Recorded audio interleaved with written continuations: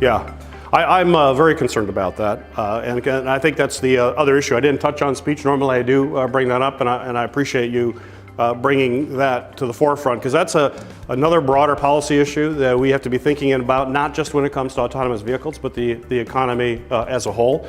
But you're absolutely right. When you think about having vehicles that drive themselves, one of the largest job categories, particularly for males in this country, is a driver. Whether it's a truck driver or a chauffeur or taxis or Uber, I mean, the list goes on. Folks who drive is a huge job category that may or will likely be displaced over time. And that'll be disruptive. But it's also, I think, indicative of what's happening in the whole area of artificial intelligence in particular, where you're not seeing routine. And driver, we know, is an incredibly complex job. It's hard to design systems to be able to do that. But these are jobs that are going to be displaced with what's happening through these developments. And we may be at an inflection point. Now, economists will argue this. And we had a hearing on this actually at my Joint Economic Committee about this and the job impact. And economists will push back because, you know, throughout human history, whenever there's new innovations, people say you're going to destroy jobs and the economy will suffer. But then history has shown, well, new jobs are created. In fact, even more jobs are created, and we've seen continued growth as a result of new innovation. But there is a school of thought now and some evidence to indicate that we may be in an inflection point.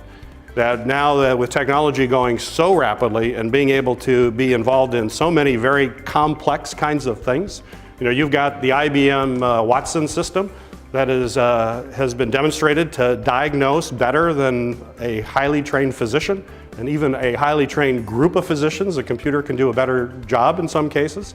That's pretty disruptive or transformative, as I mentioned earlier.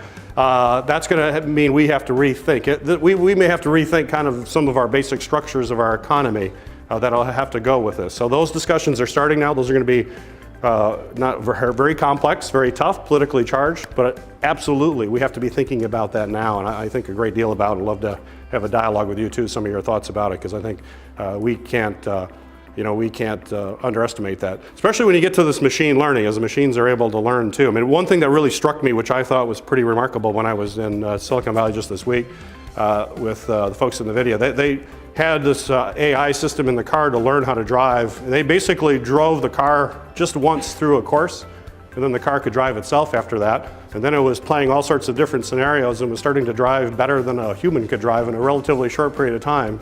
And then if you connect all of the vehicles that are learning from different, you know, we learn just from our experiences as a human driving. We learn every day we're out there, we're learning.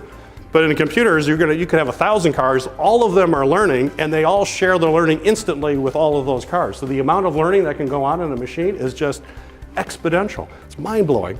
So it's really going to be a challenge for us. You got me on a tangent, I'm sorry, but yes.